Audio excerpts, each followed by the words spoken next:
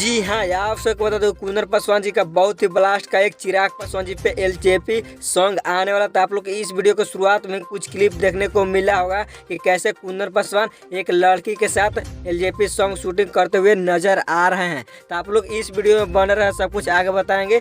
उससे पहले आप लोग मेरे चैनल पर नए हैं और चिराग पासवान जी को चाहते हैं तो इस वीडियो को दिल से लाइक करके चैनल को सब्सक्राइब जरूर करें। तो बिना समय लेते हुए इस वीडियो को स्टार्ट कर देते हैं। तो सबसे पहले बात किया सॉन्ग के बारे में, जो कि कुंदन पासवान जी का एलजेपी सॉन्ग आने वाला है। उसका अभी पोस्टर नहीं आया है, लेकिन आप सब कुछ 2 से 3 दिन के बाद पोस्टर आ जाएगा। काफ़ी ज़बरदस्त का सॉन्ग आने वाला है चिराग पासवान जी पर। तो आप लोग कितना एक्साइटेड हैं सॉन्ग को सुनने के लिए अपने राय कमेंट बॉक्स में जरूर दें।